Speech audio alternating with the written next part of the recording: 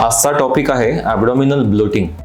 नमस्कार, मी डॉक्टर अजिंक्य सोनांबेकर, संगमनेर येथे गॅस्ट्रोएंटरोलॉजिस्ट म्हणून कार्यरत आहे. डॉक्टर, आजकाल पोट खूप गच्च राहतं, पोटात गॅस झाल्यासारखं वाटतं, छातीमध्ये गॅस होतो, असे हे कॉमन सिम्पटम्स घेऊन पेशंट्स आमच्याकडे येतात.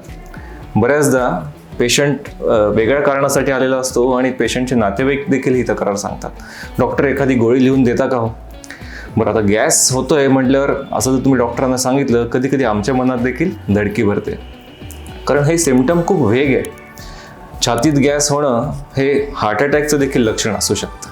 म्हणूनच या कॉमन सिम्पटम जरी असलं तरी सिम्पटम कोरिलेशन किंवा डॉक्टरांनी तपासणं हे खूप महत्त्वाचं ठरतं. पोटात गॅस होण्याचे जे प्रमुख कारण आहे ते म्हणजे गट बॅक्टेरिया जे आहे त्याचा इम्बॅलन्स होणं. याला गट मायक्रोबायोटा आपण जे म्हणतो, की नॉर्मली माणसाच्या आतड्यामध्ये कोट्यावधीने चांगले बॅक्टेरिया आणि वाईट बॅक्टेरिया असतात. त्याचा एक विशिष्ट बॅलन्स असतो. हा बॅलन्स जर बिघडला तर जास्ती गॅस प्रोड्युसिंग बॅक्टेरिया हे पोटामध्ये वास करू लागतात आणि अशा वेळेस मग जास्ती गॅस तयार होतो. आता आपली जी काही फूड हॅबिट्स आहेत, आपण काय खातो, आपण फायबर्स किती घेतो, आपण पाणी किती घेतो, आपण बाहेरचं पिझ्झा बर्गर किती खातो, किंवा काही व्यसनं आहेत का, स्मोकिंग, अल्कोहोल, याच्यावर हा सगळा गटच्या बॅक्टेरियाचा बॅलन्स आहे तो अवलंबून असतो.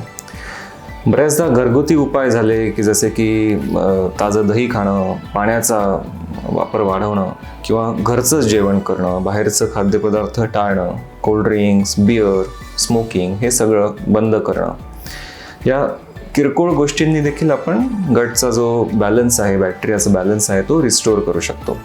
किंवा जर यांनी नाही फरक पडला तर मग तुमचे गॅस्ट्रोएंटरोलॉजिस्ट तुम्हाला विशिष्ट मेडिसिन्स देऊ शकतात, जेणेकरून हा बॅलन्स जसा पूर्ववत होता तसा परत आणला जाऊ शकतो. विशिष्ट इन्व्हेस्टिगेशन्स असतात, जसे की एंडोस्कोपी, हायड्रोजन ब्रेथ टेस्ट, ज्याच्यामध्ये नक्की किती हायड्रोजन गॅस तयार होतोय हे तपासलं जाऊ शकतं आणि त्याच्यानुसार विशिष्ट उपचार जर गरज असतील तर केले जाऊ शकतात.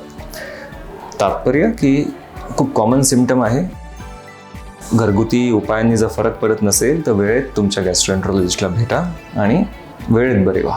धन्यवाद. अधिक माहितीसाठी तुम्ही खाली दिलेल्या नंबरवर संपर्क करू शकता किंवा ईमेल देखील करू शकता.